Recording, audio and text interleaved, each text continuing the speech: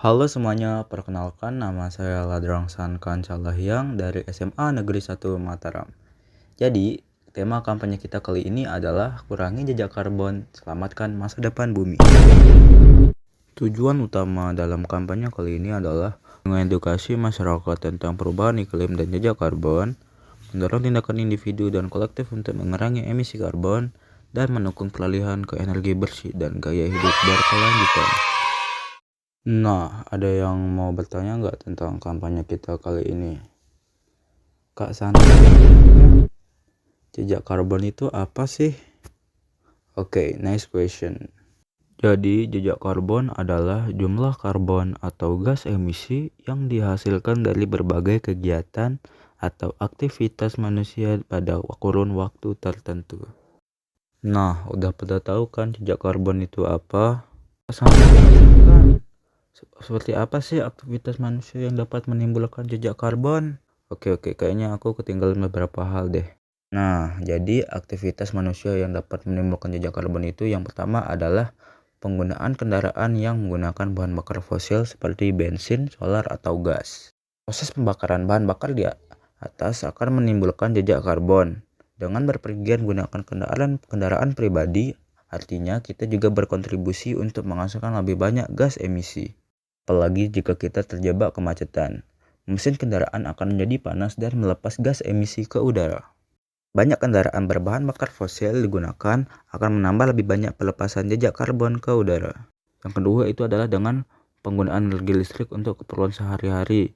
Misalnya TV, AC, lampu, kulkas, microwave, dan berbagai peralatan listrik lainnya ternyata berbanding lurus dengan dihasilkannya gas emisi. Kok bisa begitu? Nah, jawabannya ada pada sumber energi listrik yang kita gunakan. Kebanyakan sumber energi listrik masih berasal dari pembakaran fosil pada pembangkit listrik. Begitupun dengan penyalahgunaan air. Dibutuhkan banyak energi listrik untuk mengelola air bersih. Dan itu masih dapat dari penggunaan energi fosil. Jadi mari kita kurangi membuang atau menyalahgunakan air bersih ya. Jadi, hal di atas meski kelihatan sepele namun membawa dampak besar terhadap bumi kita dan kehidupan lainnya.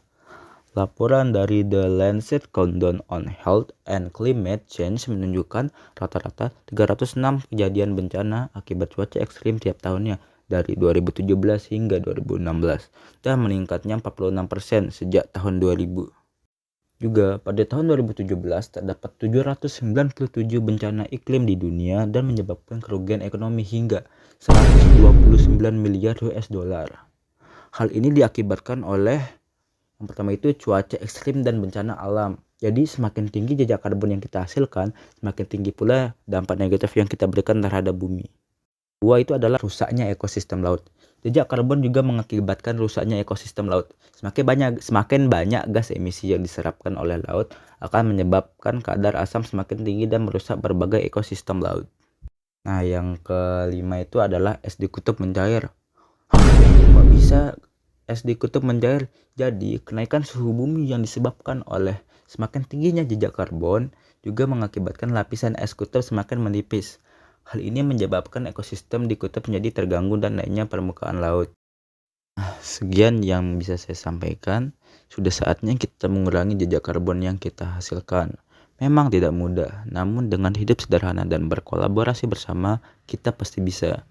Yuk, bersama kita kurangi jejak karbon.